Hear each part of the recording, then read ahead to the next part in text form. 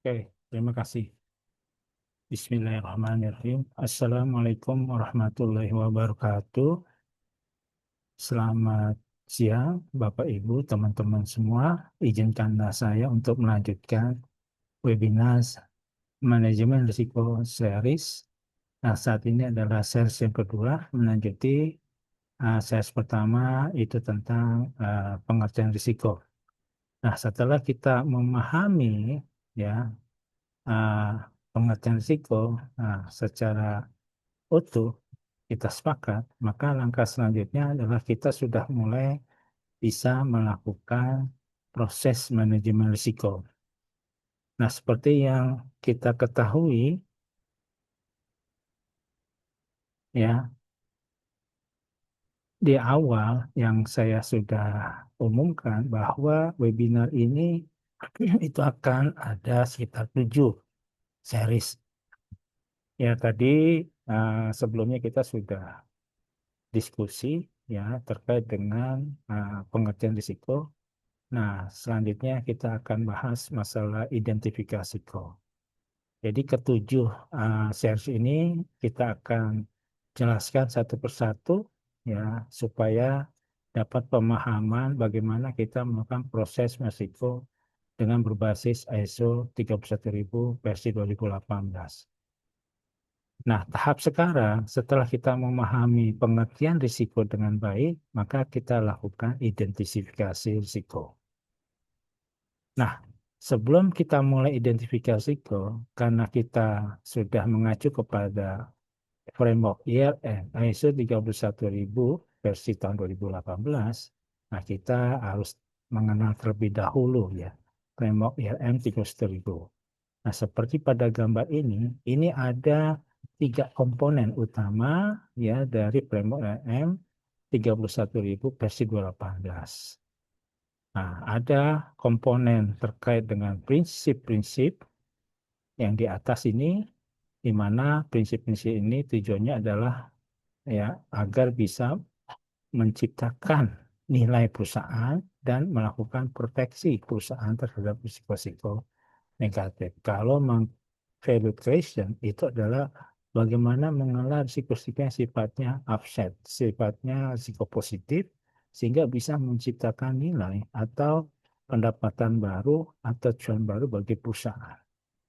Nah, ini prinsip-prinsip ya yang terdiri dari subkomponen integrated, structure and comprehensive, customized, inclusive, dynamic, based available information, human and cultural factor, continual improvement.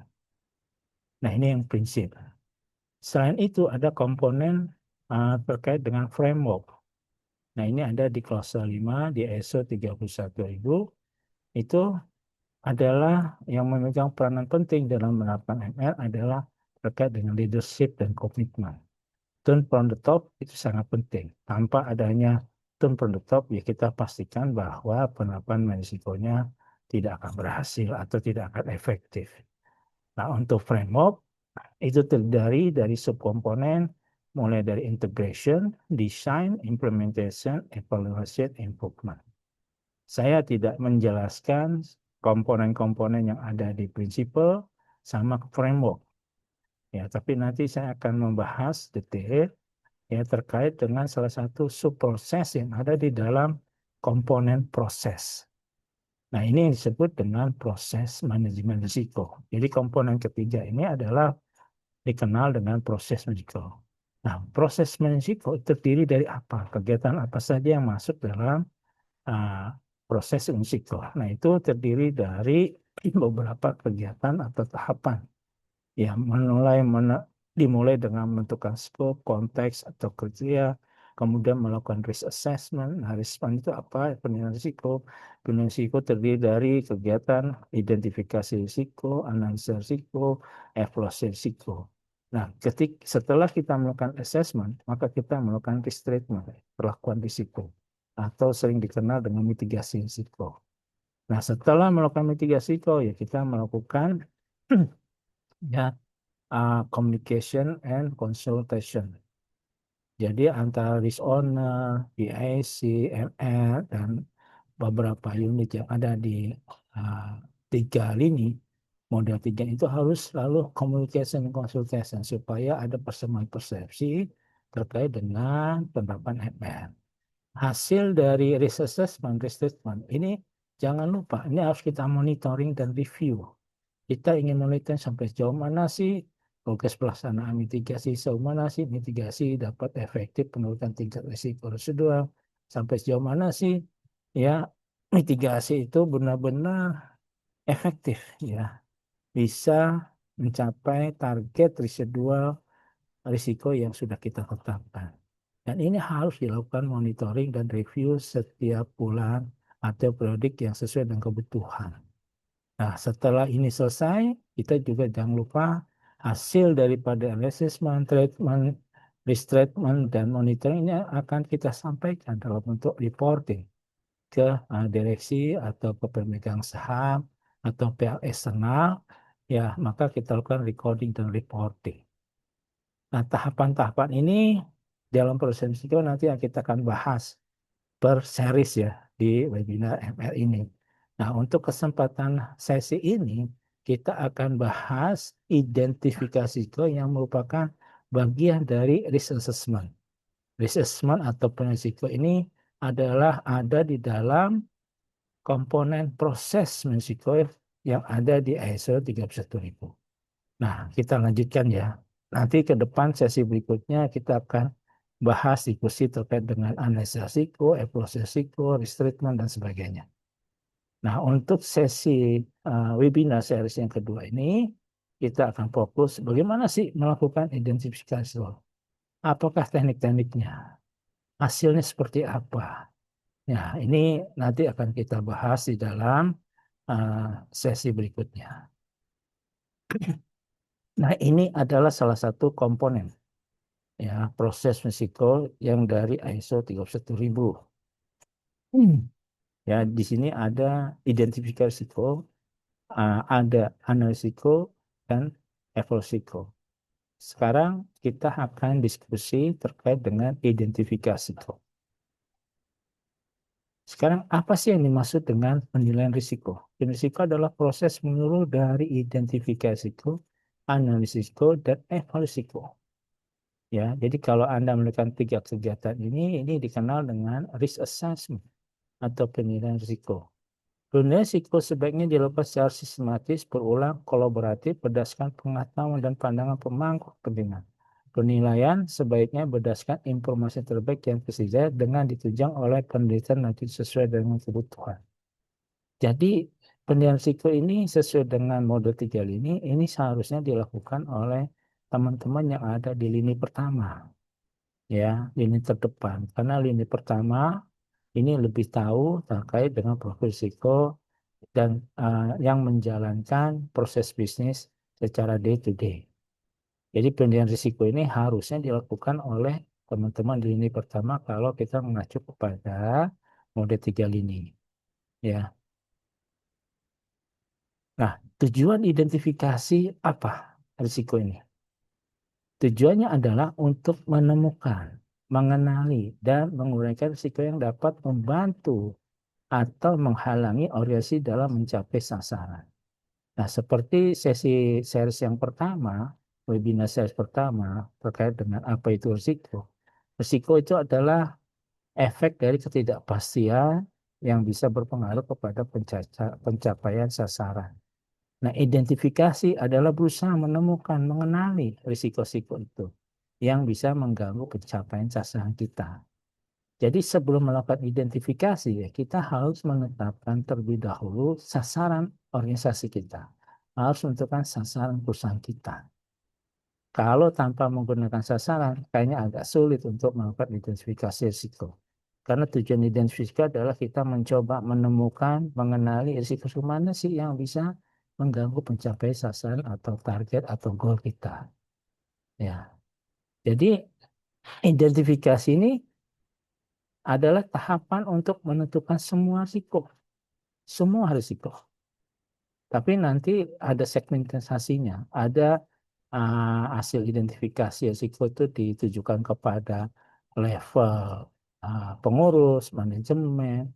Ada juga nanti risiko untuk level risk owner, setingkat kepala bagian, atau setingkat kepala seksi. Itu sesuai dengan kebutuhannya. Biasanya perusahaan melakukan identifikasi tahap risiko yang sifatnya strategis dan signifikan yang memiliki dampak besar bagi perusahaan. Sehingga kalau risiko itu terjadi, bisa mengganggu pencapaian perusahaan, bahkan bisa mengganggu kegiatan operasional dan kelangsungan usaha perusahaan. Maka dikenal dengan melakukan identifikasi risiko-risiko utama. Itu biasanya dikelompokkan dalam bentuk top 10 risk, 15 risk, dan sebagainya. Nah, jadi kalau organisasi perusahaan melakukan identifikasi, harusnya fokus kepada risiko-risiko yang bisa mengganggu sasaran organisasi. Ya, seperti di awal, sasaran organisasi apa? Kita sudah sebutkan contohnya, ya sasaran organisasi itu ya RKAP, RJPP, program kerja, inisiatif strategis, dan lain. Kira-kira ada nggak yang bisa mengganggu pencapaian ya pelaksanaan dari sasaran itu? Nah, identifikasiku, kalau kita melakukan identifikasi, maka itu mencakup ya kita harus bisa merumuskan risiko-risikonya. Kita harus bisa juga melakukan root cause analysis ya, analisa akar sebab dan juga bisa merumuskan dampak risikonya.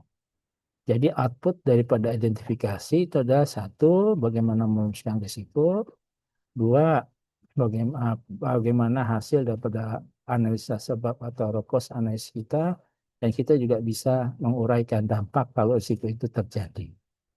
Jadi kejadian risiko adalah pernyataan kondisional ya atas peristiwa keadaan yang berpotensi menggagalkan, menunda, menghambat atau tidak melakukan pencapaian sasaran organisasi. Ya, jadi ini memang harus diperhatikan. Ya, jadi kita harus fokus ya. Dapat berupa apa? Sesuatu yang tidak diharapkan nih, namun terjadi.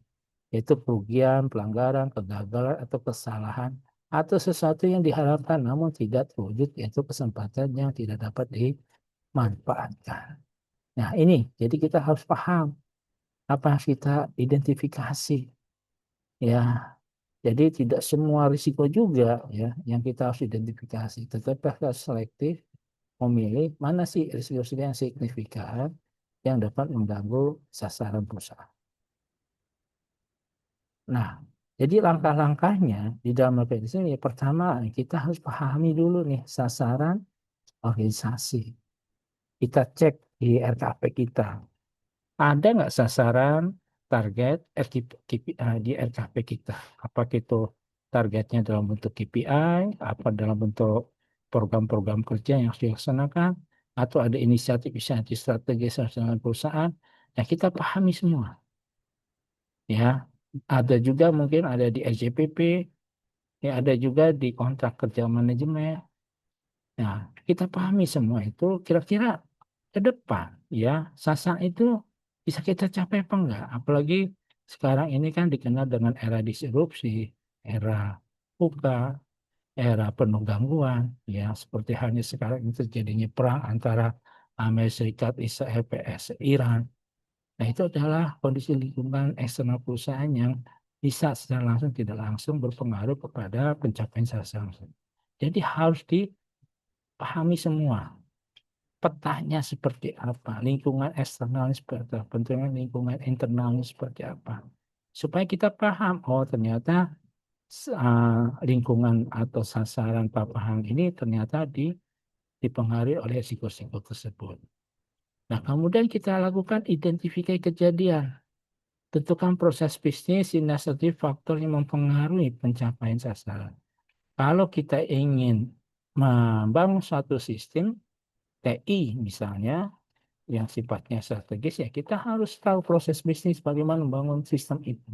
Kita harus tahu ya faktor-faktor apa yang mempengaruhi ya target pembangunan sistem strategis itu.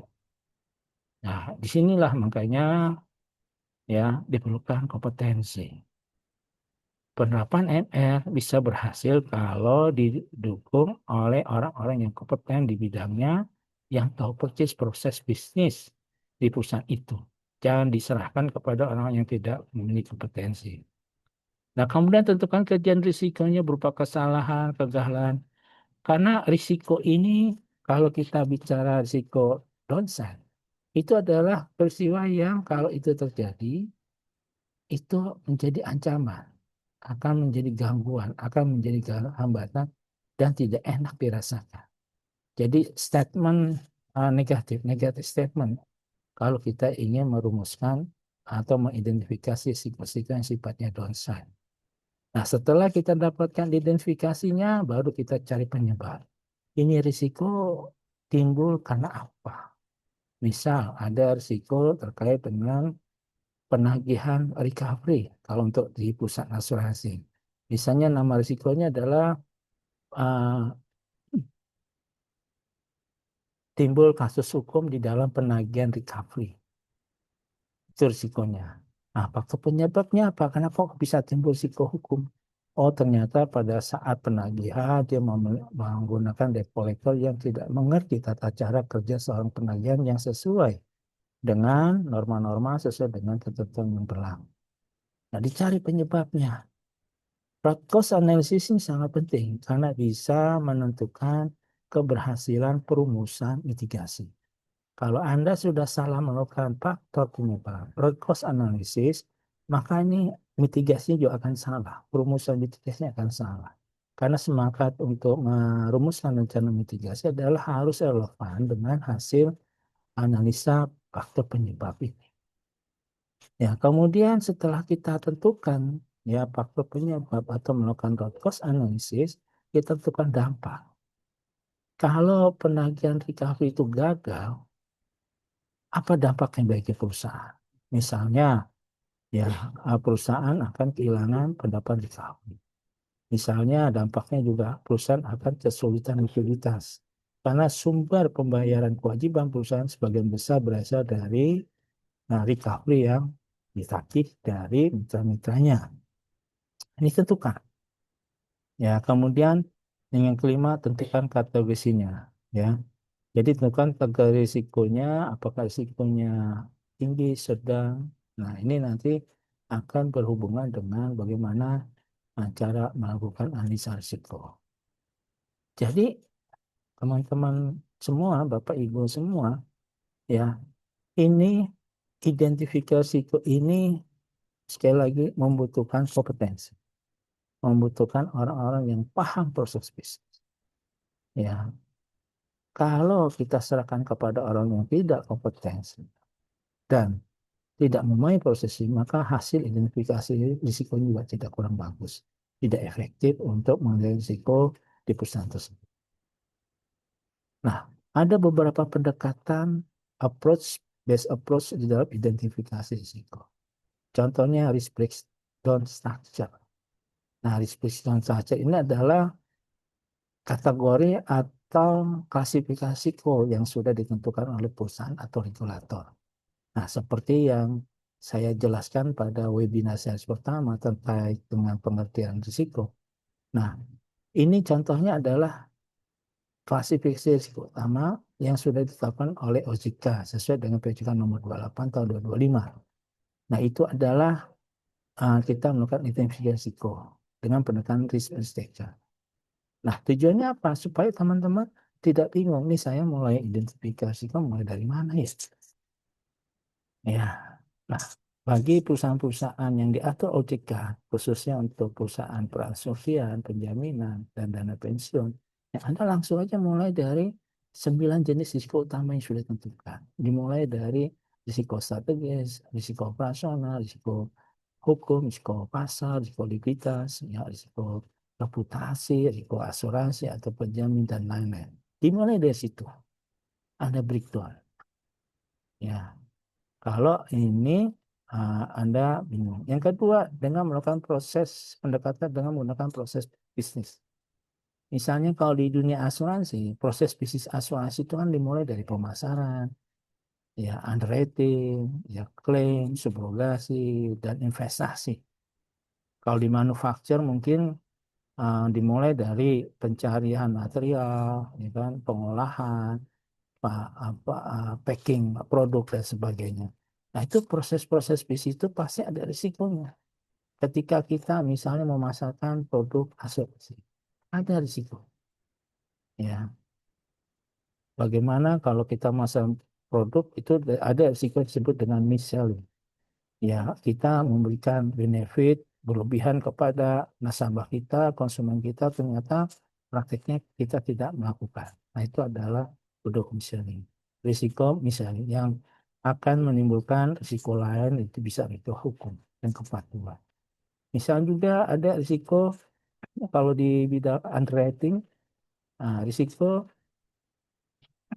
hasil underwritingnya tidak prudent dan sebagainya. Nah, ini berdasarkan proses bisnis. Jadi berdasarkan proses bisnis di masing-masing perusahaan itu berbeda. KPI. Nah, misalnya KPI itu kita punya KPI tahun ini adalah misalnya laba. Laba harus mencapai target 100%. Nah, atau misalnya 500 miliar atau 100 miliar. Nah, pasti untuk mencapai KPI laba 100 miliar atau 100 miliar, pasti ada siklo-siklo yang menghalanginya. Ya, atau KPI terkait dengan hasil investasi, yield investasi YOI, ya, misalnya YOI-nya 6% selama setahun 2026. Nah, untuk mendapatkan sasaran KPI YOI 6% atau 7%, pasti ada risiko-risiko yang bisa menggagalkan pencapaian. Ada juga risiko terkait dengan KPI misalnya sudden time TI. Tidak boleh terjadi dalam waktu satu hari itu satu kali. Nah, itu ya pasti ada risiko yang bisa mengganggu pencapaian sudden time TI misalnya satu kali dalam sehari. Dan lainnya banyak sekali. Ya, jadi ini adalah satu pendekatan supaya teman-teman jangan bingung untuk pertama kali dimulai dari mana, starting point-nya dari mana kita melakukan identifikasi risiko. Nah, pendekatan lain bisa dimulai dari job desk. Anda nih sebagai kepala bagian punya job desk misalnya menyusun profil risiko. Atau Anda melakukan pemasaran, atau Anda melakukan underwriting, atau Anda menyelesaikan klaim. Di job desk itu pasti ada risiko-risiko yang mengganggu ya pelaksanaan job desk kita. Project plan juga begitu. Kalau kita punya kegiatan-kegiatan strategis perusahaan, ya planning, ya berupa penyusunan RKAP, RCPP dan sebagainya, pasti akan terpapar dengan risiko-risiko yang bisa menggagalkan project plan itu dan seterusnya. Jadi Anda tidak boleh bingung lah. Ya. Dimulai dari mana? Saya yakin risiko-risiko yang akan memampar perusahaan Anda itu cukup banyak. Nah, masalahnya di sini adalah keterbukaan. Bagaimana Anda harus terbuka mengidentifikasi risiko sehingga risiko itu bisa kita kelola dengan baik sehingga tidak bisa mengganggu pencapaian sasaran perusahaan. Nah, ini langkah-langkah ya kita melakukan proses identifikasi risiko sesuai dengan ISO 31000 itu adalah tadi yang saya katakan, pertama tentukan sasaran perusahaan secara smart ya yang akan diidentifikasi punya. Yang tadi kalau saya katakan sasaran itu bisa dalam bentuk RCPP, RKAP, KPI, dan sebagainya. Kemudian jabarkan unsur achievable menjadi satu rangkaian rantai proses untuk mencapai sasaran. Unsur achievable ini seperti apa? Ya, pencapaiannya seperti apa? Nah, ini pasti ada risiko-risiko yang mengganggu achievable ini. Yang ketiga, tentukan hasil yang diharapkan outputnya dari setiap rangkai proses yang disusun. Ya, jadi dengan hasil proses outputnya kita tahu ya, nanti ada nggak risiko-risiko yang bisa mengganggu hasil dari yang diharapkan dari satu proses. Kemudian membuatkan peta kondisi lingkungan eksternal dan internal. Apakah risiko itu bisa berasal dari internal atau eksternal? Ya, kalau di internal, misalnya tadi kalau misalnya KPI-nya laba, mungkin dari lingkup internal itu risikonya diidentifikasi bisa juga risiko terkait dengan jumlah SDM, kompetensi SDM yang tidak memadai atau proses bisnis yang tidak mendukung SLA atau sistem TI yang sering terjadi gangguan. Nah, kalau eksternal, nah itu mungkin bisa dilihat dari lingkungan eksternal perusahaan, contohnya persaingan, regulatory risk, ya, lingkungan, gangguan, bencana alam, ya, dan sebagainya. Ini harus yang dibuatkan peta. Dari peta ini kita bisa identifikasi dengan mudah risiko itu. Kemudian yang kelima, identifikasi setiap risiko yang dipicu oleh kondisi lingkungan yang telah dipetakan. Dari hasil peta ini kita identifikasi apakah lingkungan tersebut berdampak positif atau negatif. Apakah lingkungan itu menimbulkan risiko upside atau risiko downside terhadap pencapaian sasaran. Nah, kemudian dari kelima ini, ya kita masukkan, kita input, kita rumuskan di dalam worksheet kita, dalam hal ini yang disebut dengan register risiko. Nah, target. Kalau kita ilustrasikan sederhana, pemain bola pas punya sasaran, punya target. Itu supaya menjadi juara pertama sehingga dia mendapatkan piala emas. Nah, kalau perusahaan sasarannya apa? Kalau individu sasarannya apa? Pemain sepak bola, tim sepak bola aja dia punya sasaran. Dan kalau dia sasarannya memperoleh piala atau juara pertama, pasti risikonya banyak. Ya, dia harus bertanding dengan risiko-risiko para lawan yang barangkali lebih tinggi kapasitas. Ada risiko kerusuhan, ada risiko pemain pada sakit, ya, ada risiko cuaca, dampak cuaca buruk terhadap kinerja tim sepak bola, dan banyak lainnya. Jadi untuk meraih piala nomor satu ini, mereka harus kendalikan risiko-risikonya. Itu kalau kita bicara tim sepak bola. Ya, nanti bagaimana kalau kita posisinya sebagai bekerja sebagai korporasi atau perusahaan. Nah, tadi sudah dikatakan, identifikasi dapat dimulai ketika sasaran sudah ditetapkan. Dan sasaran ini harus bersifat SMART. Specific, measurable, attainable, relevant, time-bound. Ini contoh sasaran, ya, atau target yang sesuai dengan SMART. Jadi contohnya adalah mencapai 30 jam pelatihan dasar audit bagi auditor baru di 1 tahun pertama bekerja. Terukur, ada ukurannya. Spesifik. Spesifiknya apa? Pelatihan dasar. Ya, measurable dapat diukur, ada angkanya 30. Relevan, ada time-boundnya. Time-boundnya batasan waktunya. Ya, ini adalah target sasaran yang sudah memenuhi syarat SMART-nya. Nah, contoh kedua, contoh sasaran yang sudah memenuhi SMART adalah meningkatkan distribusi penjualan sepatu sneaker ke pasar e-commerce sebesar 8% di kuartal kedua tahun 2019.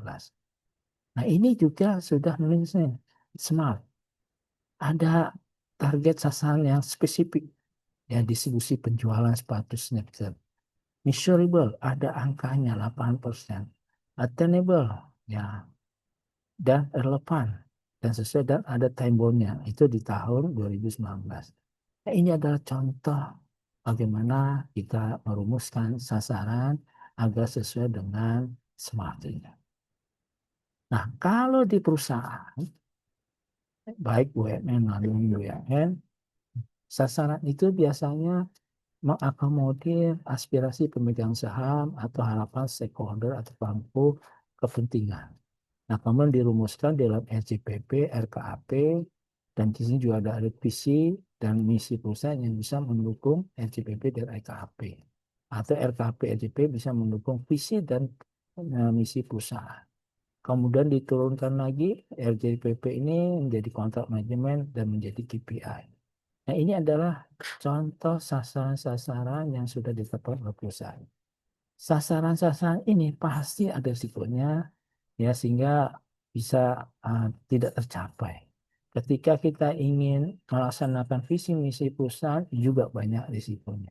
Ketika kita melakukan target-target dari EJP juga ada, RKP ada risikonya. Kontrak manajemen juga pasti ada risiko-risiko yang mengganggu pencapaian kontrak manajemen. Nah, ini semua harus diidentifikasi. Nah, kalau kita melakukan pendekatan identifikasi seperti ini, ya, ada identifikasi, itu kita cek ada nggak sasarannya, inisiatifnya apa, LOB-nya apa? Misalnya kalau dunia asuransi ada LOB asuransi kredit. Kalau kita menerapkan asuransi kredit menjalankan bisnisnya pasti ada risiko-risikonya. Kur, pen, surti, dan sebagainya. Nah, begitu juga untuk proses ini berdasarkan LOB, subprosesnya. Nah, setelah kita identifikasi dengan berbagai pendekatan sesuai dengan kebutuhan perusahaan, nah, maka kita tentukan, kita buat cost analysis dan dampaknya. Nah, ini teknik pendekatan identifikasi risiko. Ada satu, ada retrospektif bagi risiko yang pernah terjadi, ya, seperti contoh misalnya audit report LED. Kenapa pendekatan identifikasi ini diambil dari retrospektif ini? Ya karena masalah-masalah atau temuan-temuan misalnya yang sudah ditemukan oleh teman-teman audit internal, itu kalau teman-teman itu tidak dimitigasi, teman-teman itu bisa berubah menjadi risiko. Artinya teman-teman itu bisa terjadi kembali di masa depan. Ya, karena mungkin mitigasinya atau rekomendasi dari teman-teman audit tidak dilaksanakan oleh si auditi. Nah, ini menjadi risiko. Begitu pula LED. Ketika ada peristiwa kerugian yang menimpa perusahaan, kalau peristiwa kerugian itu tidak dimitigasi dengan baik, maka peristiwa kerugian itu punya peluang kembali terjadi. Jadi kalau ada ada peristiwa yang bisa terjadi di masa depan dan merugikan perusahaan, itu bisa masuk kategori risiko. Nah, ini kita bisa lihat, ya, cek, ya. Nah, teknik pendekatan yang kedua adalah prospektif bagi risiko yang belum pernah terjadi. Contoh, misalnya ada risiko meletusnya gunung Cermek misalnya, atau gunung Selamat lah. Itu kan belum belum terjadi, tapi ada risiko itu. Nah, untuk bisa mengidentifikasi ada risiko gunung Cermek atau Selamat itu terjadi, perlu ekspertis, perlu kompetensi. Hanya orang-orang yang paham dengan masalah geologi tanah, paham tentang gempa, paham tentang seismic gap, dan sebagainya bisa mengidentifikasi oh ada risiko gunung Cermai atau gunung Selamat akan meletus, ya, atau risiko-risiko terjadi potensi klaim untuk asuransi. Nah, ini semua bisa diidentifikasi karena butuh kompetensi, karena itu belum pernah terjadi. Nah, sehingga untuk melakukan identifikasi ini, maka bisa menggunakan perangkat-perangkat expert judgment, FGD, kita undang para ahlinya untuk bisa kira-kira ke depan ini akan terjadi risiko apa di Indonesia maupun di terkait dengan lingkungan geopolitik di Indonesia. Atau kita bisa menggunakan benchmark, ya, misalnya di perusahaan asuransi ini akan terjadi risiko terjadi klaim cukup besar, ya, misalnya klaim terkait dengan asuransi umum. Nah, dia akan benchmark ke perusahaan asuransi umum, ada nggak di perusahaan umum akan risiko yang sama. Nah, ini benchmark, ya, terhadap perusahaan yang sejenis. Nah, ini jenis metode identifikasi, juga ada metode brainstorming. Nah, ini sekiranya ada expert judgment, Delphi, kita undang para ahli. Jadi teman-teman kalau tidak paham dengan satu risiko di suatu proses bisnis atau proyek tertentu, teman-teman bisa mengundang para ahli untuk melakukan expert judgment atau melakukan CRSA atau view brainstorming. Jadi don't worry, be happy. Ya, kalau Anda tidak punya kapasitas di risiko tersebut, ya Anda bisa panggilnya para ahli diskusi untuk bisa merumuskan identifikasi risikonya. Nah, ini metode PD yang berdasarkan pada pemilik risiko, risk presentator, pemangku kepentingan, stakeholder analysis, dan sebagainya. Jadi, untuk melakukan identifikasi itu, saya kira banyak perangkat yang bisa membantu kita, sehingga kita tidak kesulitan ya menemukan, mengenali risiko yang ada di sekitar kita. Nah, salah satu penghambat identifikasi itu adalah ada konflik kepentingan, ya, tidak independen. karena sehingga risiko-risiko itu disembunyikan, tidak dirisiko. Nah, ini adalah sikap yang sangat tidak produktif dan membahayakan perusahaan kalau kita tidak terbuka mengidentifikasi risiko. Nah, ini konsep identifikasi yang sederhana supaya teman-teman ya. Jadi ketika kita melakukan identifikasi risiko, contohnya yang sederhana, misalnya ada kecelakaan motor GP. Ya, peristiwa risikonya adalah kecelakaan MotoGP. Nah, kenapa kita bisa merumuskan ini? Oh, ada risiko kecelakaan MotoGP? Ya, karena ada penyebabnya. Nah, kita harus melakukan root cause analysis. Oh, ternyata lapangan sirkuitnya basah, becek, licin. Oh, ternyata lapangan sirkuitnya ketebalan aspalnya kurang memadai, kurang standar internasional, tidak memenuhi standar. Oh, ternyata motornya tidak dilakukan pengecekan secara standar. Nah, gara-gara itu, gara-gara faktor penyebab ini, maka muncul risiko. Jadi teman-teman kalau melakukan identifikasi harus didukung dengan fakta yang ada. Jangan menghayal, jangan fiktif gitu ya. Jadi harus berdasarkan fakta peril atau hajat yang ada. Harus berdasarkan faktor penyebab yang ada. Ya, jadi contoh ini GP. Gara-gara aspalnya kurang standar, maka banyak kecelakaan. Nah, kalau risiko ini terjadi, dampaknya apa? Kalau risiko kecelakaan MotoGP terjadi, dampaknya apa? Ya, bisa meninggal, bisa terluka, kerusakan motor, bisa membahayakan orang lain, atau bahkan turnamen atau pertandingan atau perlombaan MotoGP ini diberhentikan ya atau ditunda.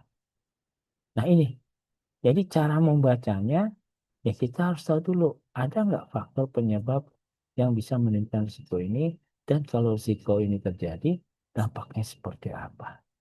Nah ini adalah konsep sederhana bagaimana kita bisa menggambarkan apa itu identifikasi risiko. Nah ketika identifikasi risiko kita sudah lakukan, kemudian kita juga sudah melakukan root cause analysis, menentukan faktor penyebab dan dampaknya, maka kita tuangkan ke dalam register worksheet ya hasil daripada risk assessment ini. Nah, identifikasi risiko itu kita diminta hanya menentukan sasarannya apa, jenis risikonya apa, peristiwa risikonya apa, sebabnya apa, dampaknya apa, dan penjelasan dampak risiko. Ya, hanya ini outputnya. Jadi ketika kita ingin melakukan identifikasi risiko, ya outputnya hanya file ini. File sasarannya apa, jenis risiko apa, peristiwa risiko apa, sebabnya apa, dampak risiko seperti apa, dan penjelasannya.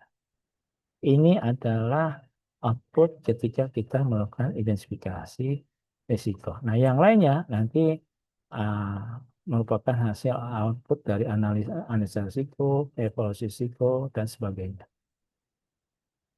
Nah, kalau kita buat di register, kita kalau melakukan identifikasi harus mengisi di kolom ini. Sekali lagi, untuk memasukkan hasil identifikasi risiko, risiko itu harus ya bersifat negatif statement dalam bentuk ancaman. Jadi kalau peristiwa itu terjadi tidak enak. Kalau peristiwa terjadi itu bisa mengganggu. Kalau peristiwa terjadi itu bisa merusak. Ya, dan harus ditulis secara spesifik, jelas dan singkat. Jangan Anda menulis peristiwa risiko itu panjang, nggak sampai berparagraf. Harus simple dan harus negatif statement. Ya, nah ini identifikasi risiko kita nulis peristiwa risikonya sampai kepada akibatnya. Ya, oke. Nah, setelah itu setelah kita merumuskan peristiwa risiko, kita melakukan root cause analysis atau melakukan analisa faktor penyebab. Kita tentukan penyebabnya apa. Jangan sampai kita mengidentifikasi risiko tapi tidak didukung dengan faktor penyebab. Ya nggak boleh. Ya. Jadi harus ada dulu faktor penyebabnya apa. Yang tadi saya contohkan metal tipping. Atau ada contoh lain faktor penyebab, misalnya ada risiko eh, apa ya, kebakaran. Ada risiko kebakaran di gedung kantor misalnya. Nah, Anda harus melakukan root cause-nya. Kenapa bisa timbul risiko kebakaran? Oh, ternyata ketika kita melakukan root cause analisis, kita gali, kita datang ke lapangan, ke gedung, oh ternyata nih instalasi listriknya udah rapuh, udah lama. Oh ternyata ini Anda ada perilaku pegawai yang tidak disiplin kalau menggunakan kompor, kompor gas. Oh ternyata ini ada perilaku pegawai yang sering membuang puntung rokok sembarangan. Oh ternyata ada penggunaan dispenser yang tidak otomatis mati ketika airnya kosong. Nah, ini root analysis harus dilakukan, harus meninjau lapangan, ya, sebagai hajat atau peril dari risiko kebakaran itu. Jadi faktor penyebab ini harus ditulis, ya, dirumuskan, dan tidak hanya satu atau dua. Nah, jadi dibutuhkan kompetensi, ya, supaya kita melakukan root cause analysis. Jadi jangan sampai ada risiko kebakaran. Faktor penyebabnya cuma satu, misalnya penggunaan kompor gas.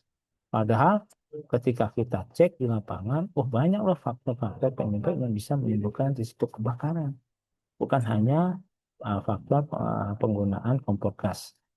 Misalnya tadi yang saya sebutkan, instalasi listriknya, perilaku pegawainya, perilaku penghuninya yang bisa menimbulkan kebakaran. Ya, ini harus kita ingat. Kenapa? Kalau kita salah melakukan root cause analysis, maka akan salah juga nanti di dalam merumuskan mitigasi. Mitigasi ini itu harus relevan dengan sebab. Karena semangat mitigasi adalah bagaimana menghilangkan sebab. Kalau sebab ini sudah dihilangkan, maka risiko itu tidak akan terjadi atau tidak akan muncul. Ya. Nah, setelah kita melakukan root cause analysis, nah kita bisa menentukan, oh ternyata dampaknya seperti ini, akibatnya seperti ini. Kalau risiko kebakaran terjadi, apa dampak? Apa akibatnya? Pertama, ya kita bisa kehilangan nyawa, bisa menimbulkan luka, kerusakan gedung, kehilangan aset dan sebagainya, dan bahkan bisa mengganggu operasional perusahaan di dalam melakukan produksi misalnya. Nah, ini dirumuskan. Ya, dampak ini juga tidak hanya satu ya, dampak ini macam-macam ya. Yang tadi saya katakan tadi, risiko kebakaran memiliki dampak yang cukup banyak. Nah, identifikasi risiko juga bisa berdasarkan sumber risiko, kemungkinan kejadian, konsekuensinya. Ini contoh sumber risikonya. Ketidakpastian regulasi Bank Dunia. Kemungkinannya perubahan regulasi dan sistem pengendalian. Konsekuensinya penyesuaian terhadap regulasi dan aturan baru di kemudian hari. Ya, jadi dari sumber risiko ini ya atau hajat atau per ini apa kemungkinan kejadian yang akan terjadi. Nah, ini bisa menjadi suatu risiko. Misalnya bekerja sama dengan kompetitor lain di sumbernya. Nah, ini kalau kita bekerja sama dengan kompetitor, nah ada risiko adanya pencurian ide atau gagasan. Atau sumber risiko lainnya rendahnya tingkat kepatuhan kinerja internal perusahaan. Nah, maka timbul risiko kurangnya motivasi karyawan dalam bekerja. Jadi, don't worry, be happy. Anda jangan bingung dimulai dari mana nih identifikasi. Ya, sehingga Anda memperluas wawasan Anda. Ya, banyak teknik-teknik identifikasi yang bisa kita gunakan sehingga nanti akan menghasilkan profesi yang berkualitas. Nah, ini contoh hasil identifikasi untuk perusahaan asuransi. Misalnya ini PIC-nya atau risk owner-nya divisi sekretaris perusahaan lah, kita ambil yang mudah. Nah, di sini sasarannya ya stakeholder perusahaan, ya jenis risikonya risiko reputasi. Nah, di sini risikonya ada reputasi perusahaan turun di mata mitra. Nah, faktor penyebabnya perusahaan dinilai tidak komitmen, tidak memenuhi perjanjian. Kedua, dampak tuntutan hukum. Ketiga, dampak berita negatif. Dampaknya jumlah berita negatif terkait dengan aset sampai ini meningkat ya. Nah ini kuantitatifnya jumlah beritanya terkait aset sampai dengan bulan Oktober ini tidak ada ya, sampai dengan Oktober ya pelanggan-pelanggan ini melalui email maupun aplikasi. Ini salah ya, bukan tidak ada. Ya ada. Ya, nah, ini penjelasannya. Atau kita bisa lihat contoh divisi kepatuhan nih, ya sasarannya apa? Target laba tidak tercapai. Nah, di sini ada risiko timbulnya tuntutan hukum dari mitra perbankan. Sebabnya apa ada tuntutan? Adanya rencana aset konsumtif untuk penghentian PKS dan mitra bank, ada penghentian pembayaran klaim, ada pengembalian premi atau refund premi. Nah, ini dampak risikonya kalau risikonya terjadi, ya ada legal cost meningkat, pembayar ganti rugi, dan sebagainya. Nah, ini sekali lagi untuk bisa mengisi register ini tidak sembarang orang. Kelihatannya sederhana ya, tetapi untuk mengisinya ini perlu kompetensi, perlu orang-orang yang paham proses bisnis. Jadi kita nanti kalau dalam melakukan bisnis kita harus tetapkan siapa risk owner-nya atau PIC manajemennya. Kita pilih orang-orang yang kompeten, yang berpengalaman, ya. Kita pilih orang-orang yang paham proses bisnis. Isian ini tidak akan sebagus atau berkualitas kalau tidak diisi orang yang kompeten. Sekali lagi, berdasarkan pengalaman saya, ya kualitas profesi yang dibuat atau hasilnya itu tergantung kepada kompetensi ya dan integritas ya si risk owner. Oke, risk ownernya pandai, pinter, ya menguasai proses bisnis, tapi dia integritasnya jelek, suka berbohong, tidak mendisclose, ya tidak mendisclose risiko yang ada di unit kerjanya. Nah, ini berbahaya. Ya, saya kira teman-teman semua uh, harus pandai melakukan identifikasi berbasis kompetensi dan integritas. Ini kita harapkan teman-teman bisa memahami bagaimana proses identifikasi sesuai dengan ISO 317. Nanti webinar series selanjutnya yang ketiga kita akan diskusi terkait dengan analisa risiko dan nanti evaluasi dan seterusnya. Semoga penjelasan saya saat ini berguna, bisa memberikan gambaran bagaimana sih melakukan identifikasi risiko sesuai dengan standar ISO 317. Demikian, terima kasih. Selamat sore, selamat pagi bagi teman-teman di seluruh Indonesia. Wassalamualaikum warahmatullahi wabarakatuh.